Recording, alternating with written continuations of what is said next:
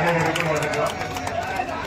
மிக சிறப்பாக நடைபெற்றிருக்கின்ற இந்த ஜல்லிக்கட்டு விழாவில் பங்கேற்றிருக்கின்ற மதிப்புக்குரிய மாவட்ட ஆட்சித்தலைவர் அவர்களுக்கும், மதிப்புக்குரிய மாவட்ட காவல் கண்காணிப்பாளர் அவர்களுக்கும், மதிப்புக்குரிய சட்டமன்ற உறுப்பினர் அவர்களுக்கும், ஜல்லிக்கட்டு குழுவினுடைய தலைவர் உள்ளிட்ட நிர்வாக பெருமக்களுக்கும், எங்களோடு இணைந்து பணியாற்றக்கூடிய கழக நிர்வாகிகளுக்கும் வணக்கத்தை அன்போடு தெரிவித்துக் கொண்டு ஒரு இனிமையான செய்தி.